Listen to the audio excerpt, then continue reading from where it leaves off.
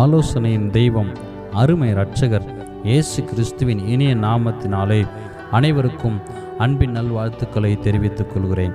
இன்றைய திருவார்த்தை 1 ராஜாக்கள் 1:12.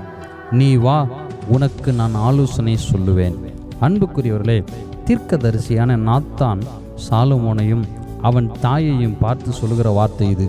இன்றைய காலகட்டத்தில் அநேக கள்ள தீர்க்கதரிசிகள் எழும்பியிருக்கிறார்கள்.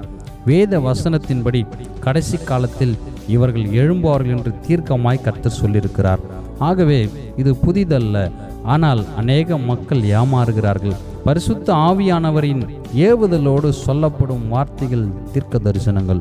அநேகர் ஆலோசனை பெற எங்கெங்கேயோ ஓடுகிறார்கள். கர்த்தருடையவர்கள் தேவ சமூகத்தில் அவர் பாதத்தில் மண்டியிட்டு ஜெபித்து ஆலோசனை பெறுவார்கள், அல்லது தன்னுடைய ஊழியர்களிடத்தில் மேய்ப்பர்களிடத்தில் சென்று ஆலோசனை பெறுவார்கள். இவைகளை பின்பற்றாமல் உலக மனிதர்களிடத்தில் புறஜாதியாரிடத்தில் ஆலோசனை கேட்டு மதிமயங்கி விழுந்து போகிறார்கள்.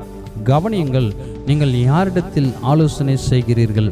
நீங்கள் யாரை நம்பி வாழ்கிறீர்கள்? நீங்கள் யாருடைய பிள்ளைகள்? கர்த்தரிடத்தில் மற்றும் ஊழியரிடத்தில் ஆலோசனை செய்கிறீர்களா? கர்த்தரை நம்பி வாழ்கிறீர்களா? இல்லை மனிதர்களை நம்பி வாழ்கிறோமா? கர்த்தருடைய பிள்ளைகளா அல்லது பேலியாளின் பிள்ளைகளா? நம்மை அறியாமல் அநேக தவறுகள் தேவனுடைய ஆலோசனை இல்லாமல் நடக்கிறது. ஆவியானவரின் காலை வேளையிலே உணர்த்துகிறார், நீ வா, உனக்கு நான் ஆலோசனை சொல்லுவேன் என்று. நீ வா, உனக்கு உன் போதகரின் மூலமாக ஆலோசனை சொல்லுவேன் என்று கர்த்தர் சொல்லுகிறார். நான் உனக்கு போதித்து நீ நடக்க வேண்டிய வழியை உனக்கு காட்டுவேன்.